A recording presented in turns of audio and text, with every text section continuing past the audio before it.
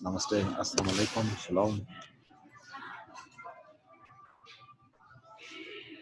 ni hao, buenos días, buenas tardes, ese Chiaqualo, what up, though? This is Cafe Melange Part 2.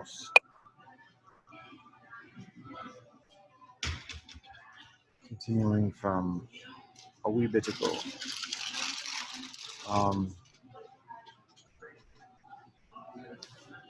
I referenced the basic concepts of Earth, human civilization, the 5 areas of civilization, the siete categories of ethnic groups, and the ocho, effectively, or nueve linguistic clans.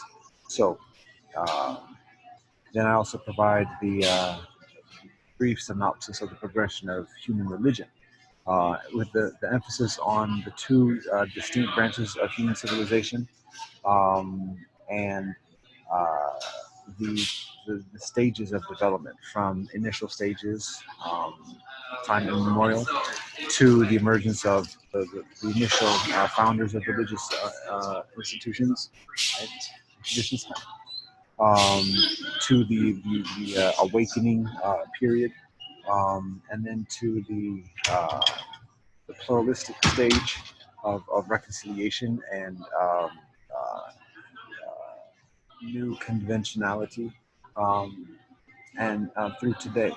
So, that being stated, what I mentioned, continuing with, are the 12 different types of calendars that exist, that emerge from and that are observed by these different traditions and communities.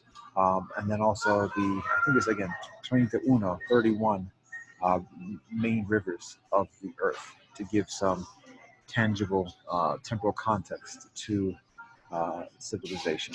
Um, so the 12 calendars. I've given spiels about this before, so my intention is just to be general with this.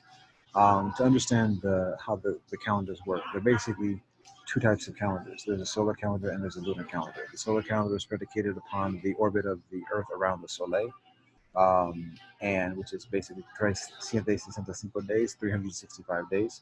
That's a year. The months are apportioned accordingly. And then there's the lunar calendar, which is predicated upon the cycle of the moon around the Earth, which is about 29.5 days. And that's the duration of a month. And approximately 12 of those months equals one orbit of the Earth, and that's a year. So but the emphasis is on the duration of the month rather than the duration of the entire year.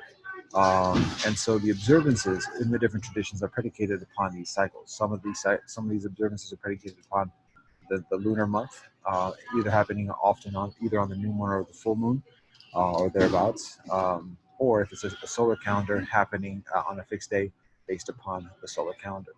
So that being said, there is another +1 category of calendar, which is an intercalary calendar, which is not predicated upon lunar or necessarily fixed on solar, but basically it's a quasi-solar calendar,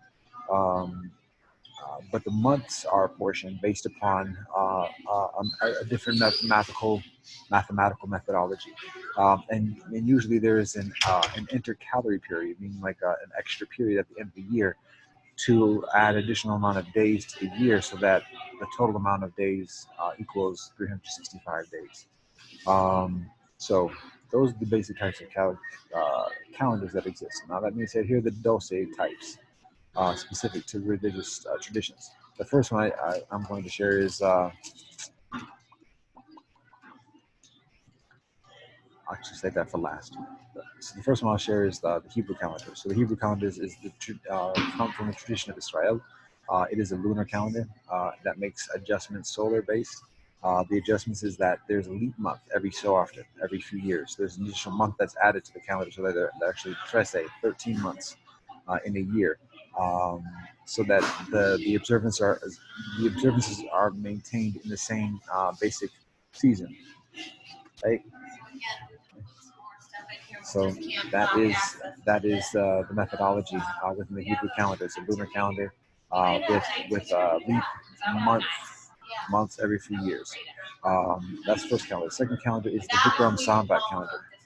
The Vikram Sambat calendar is from Hindu tradition, and it is a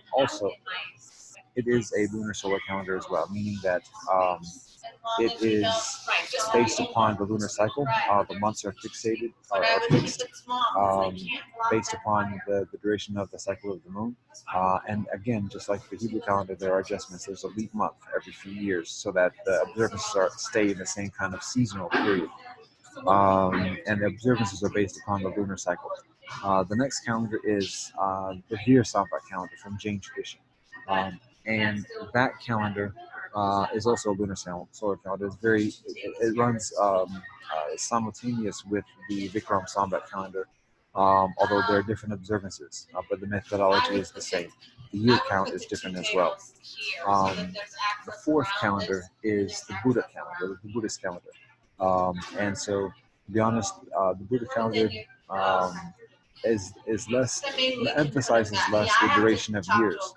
It is a lunar calendar because there are observances within the Buddhist calendar that are predicated upon the lunar cycle, like Prasada days and then Puja days. But those are the emphasis of those are on the month of the year rather than the count of the year. So the reason for me saying that is that there are many Buddhists who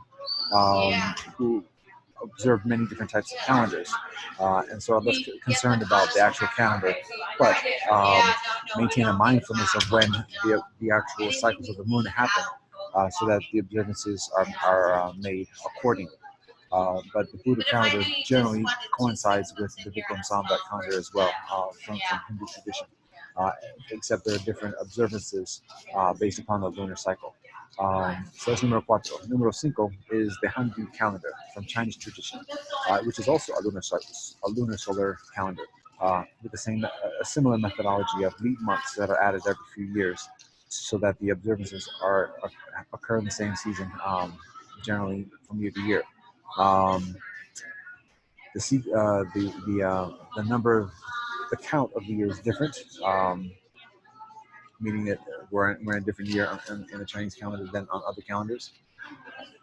However, there is the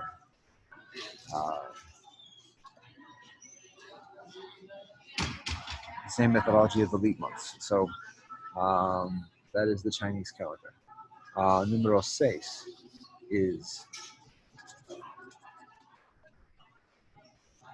the Hijra calendar. So this one is also a lunar calendar, but it is not a solar calendar as well. It is a strictly lunar calendar, which means that it does not make adjustments from year to year, so that the observances are in the same season from year to year.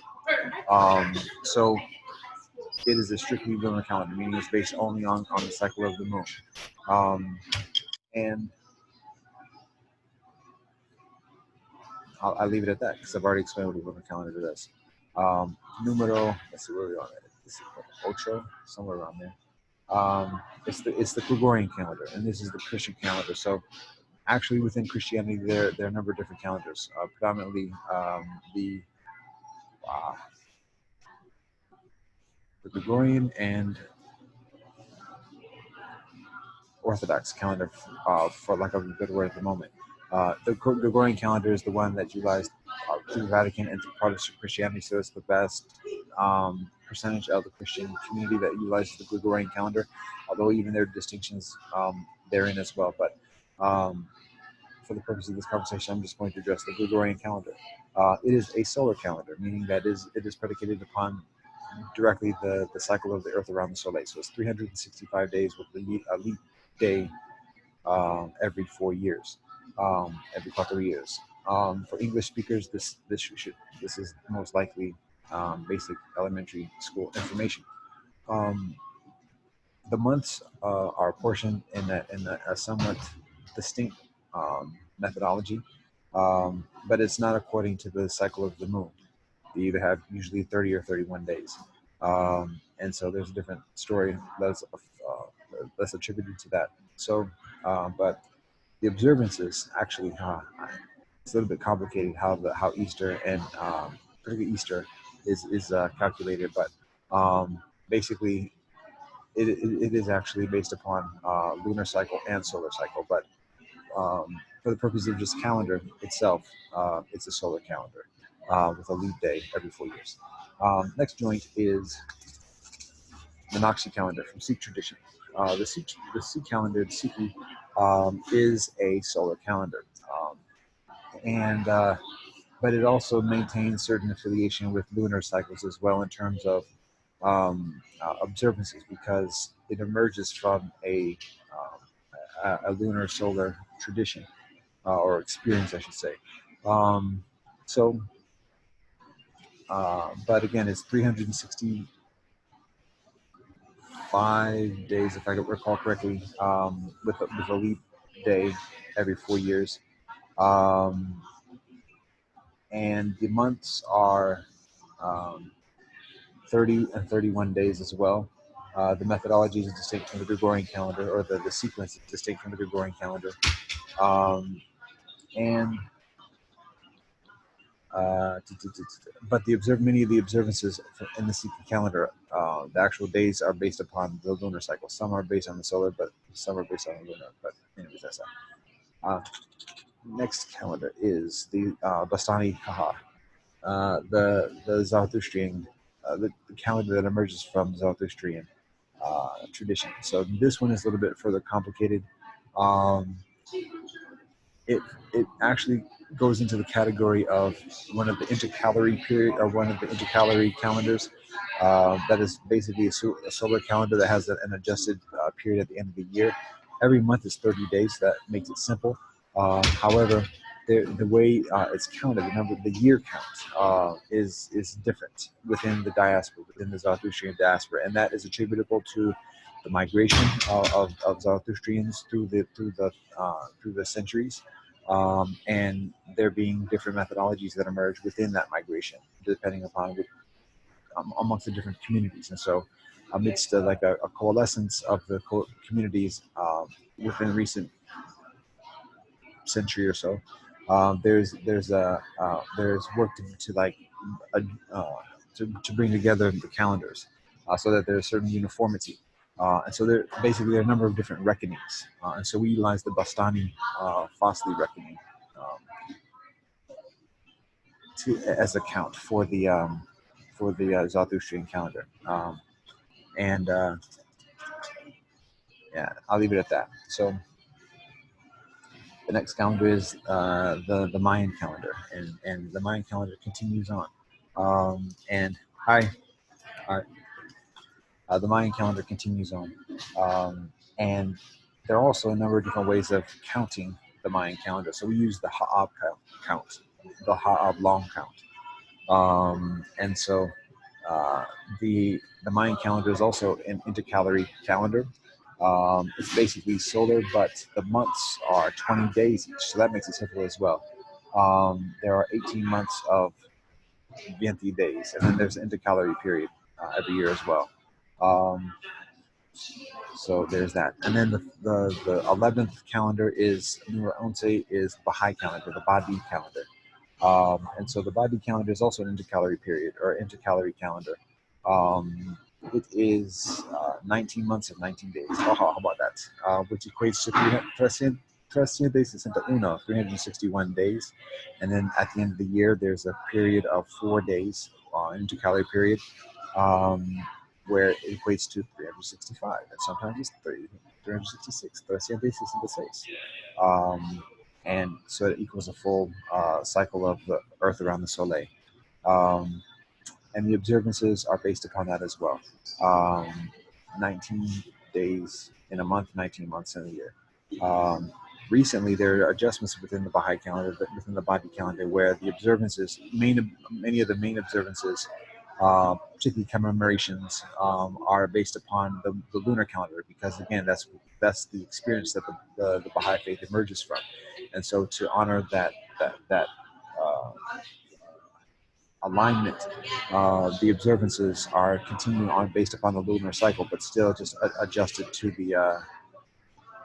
the body calendar of 19 months and 19 days. So those are the 11 calendars. Now the 12th calendar, to sum it up, is a summation calendar. It's the Holy Earth calendar. That's based upon all of these different methodologies, all these observances, all these counts, and additionally. And so basically, it is a lunar solar calendar with an intercalary period, and this is how it works. The months are based upon the lunar cycle, basically uh, alternating, just like the lunar calendars do, of between 29 and 30 days. Um, the odd months are 30 days, 30, and the even months are 29 days. So there's that lunar calendar characteristic to it, but it's also a solar calendar in that it is adjusted each year to account for the cycle of the Earth around the Soleil, which means that there's an intercalary period of 11 days usually, and then 12 days for a leap year every um, every 4 years. So it's lunar, it's solar, it's intercalary, and it is a methodology for um, providing certain tangible cohesion amongst all these other different calendars. Um, and all the observances within all these other calendars as well, particularly the cycles of the moon, the cycles of the earth, and a mindfulness of these cycles and observances. So that's the Holy Earth calendar. Those are the Dosai calendars. That covers a lot of the Earth like that. So that is it's actually very important to have an awareness of this, because these cycles, these observances, have a significant influence in human behavior. So regardless of what profession the person is in, what field of endeavor, whatever else, it's beneficial to know what's going on around oneself, within one's own community, particularly when that community is rather cosmopolitan, but also particularly when one's endeavors are international of nature. To know what's good, what can be expected in the next month in a certain community, what productivity levels are, what stress levels are, what consumption levels are, and additionally, it's a lot of stuff that goes on based upon these cycles and based upon these observances.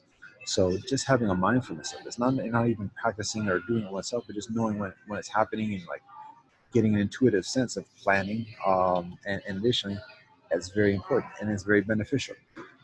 So that's it in a nutshell. Um, those are the calendars. So we go into the concluding joint for this joint, which is the rivers. So I already mentioned the reason for doing it. It's a matter of having understanding of the importance of rivers, civilizational, but also naturally, spiritually, and additionally. Uh, Souls have grown deep at the rivers. Um, so I'll leave it at that. Um, when we take better care of our rivers and keep them cleaner, then we might be further readily able to appreciate the significance of rivers accordingly, um, as sources of life. So that being said, here are the big rivers around the Earth, and the zones that are effectively established um, in the proximity of these rivers. It ain't all the rivers, and it's arguable which ones to include. At some point, lines are drawn. And so, like I said, I think this is 31, 31, if I recall correctly, number of rivers. But here we go.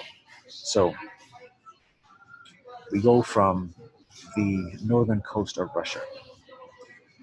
We have, and my pronunciation is in a continual process of improvement and learning. So patience is solicited. Russian North Coast. We go from Ob, Yenisei, Lena, and Amur. That stretches along the coast, the northern coast of Russia.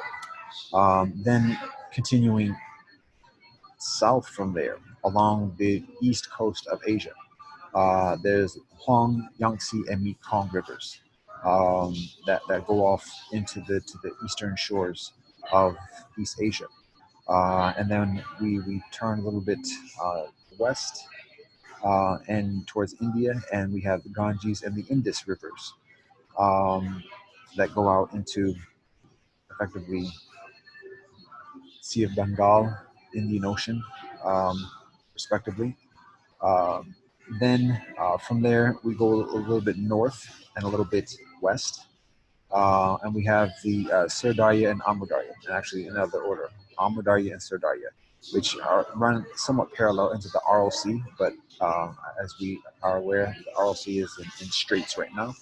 Um, but that's the those are the rivers, and then continuing on further west, we go towards the land of Iraq, Mesopotamia, or the Middle East.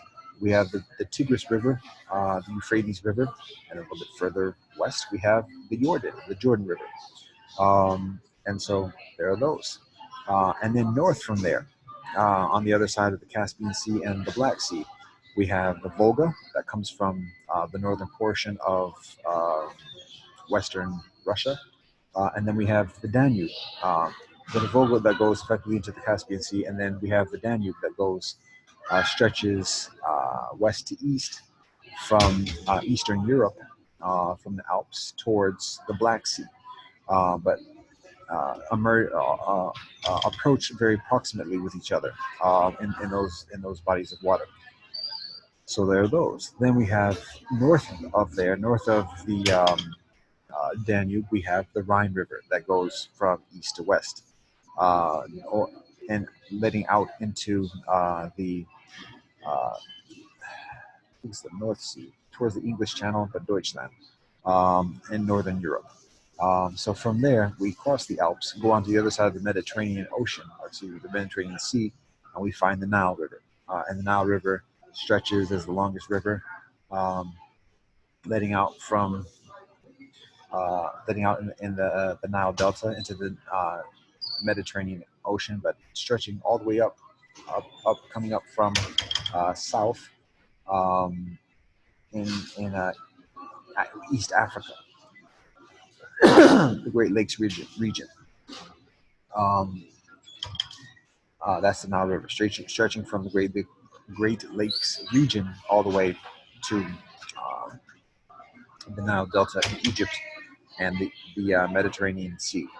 So from that area, the Great Lakes region, and further west, south and west of the Great Lakes region, we have the Zambezi River that goes from west to east and lets out into effectively the Indian Ocean.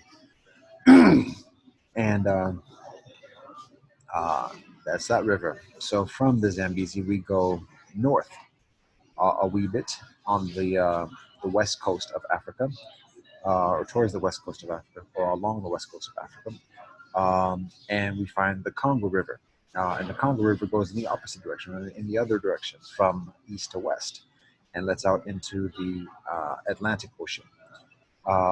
And from there, we continue further north, and further west, to the area of the Twi and the Igbo, which are the native brethren, native African tribal communities of West Africa, and the river that bends in from the land of Mali and the vicinity of Timbuktu towards um, uh, the Atlantic Ocean, the Gold Coast. Um, so that's the summation of rivers for the Eastern Hemisphere that we include on this list. Then we cross the Atlantic and we get into the West Coast, or excuse me, the West Hemisphere. We begin from the southern portion of the West Hemisphere.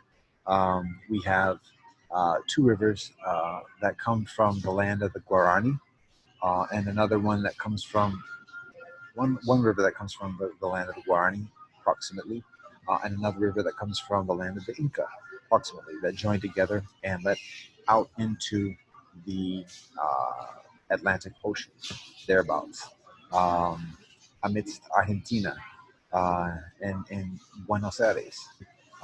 So those are those two rivers.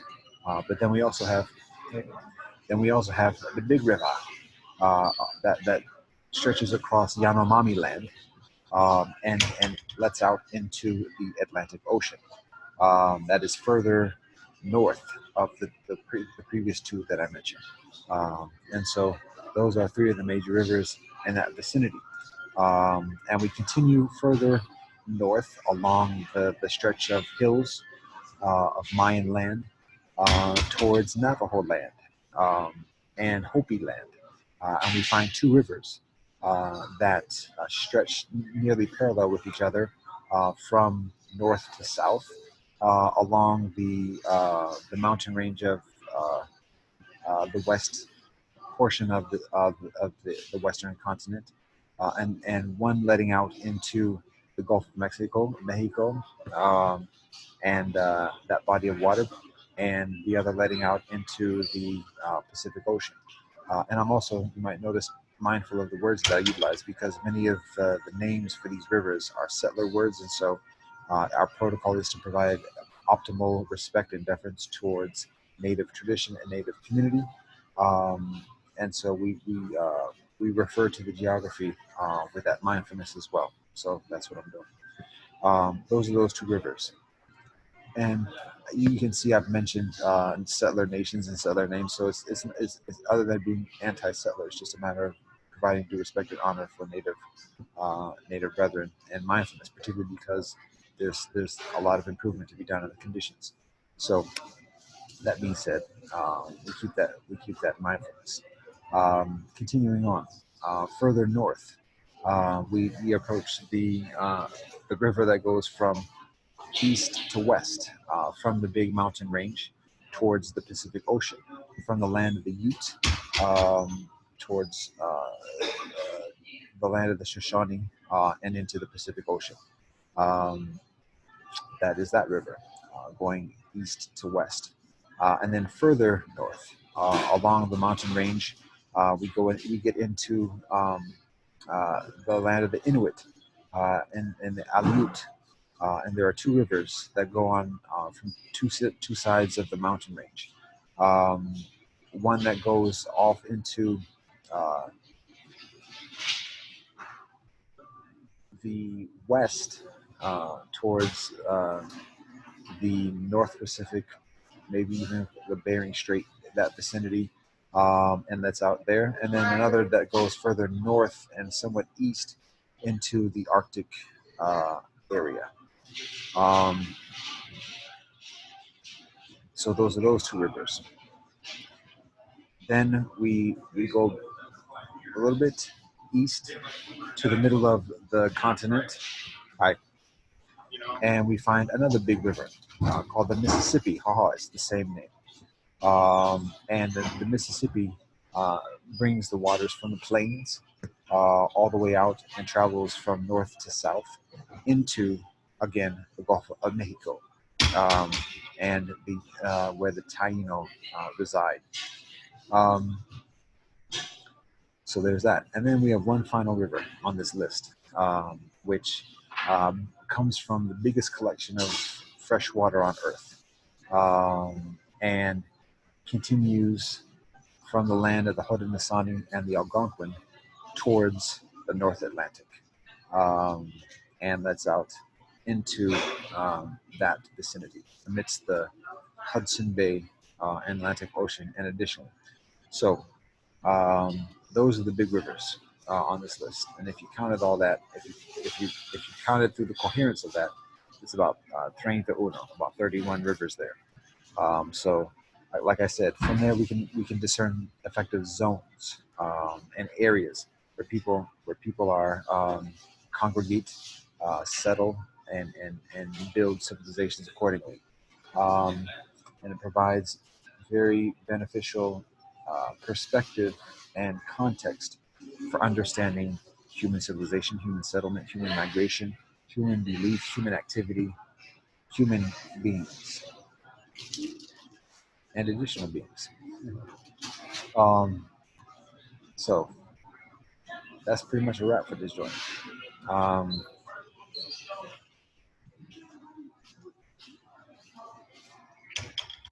leave it at that.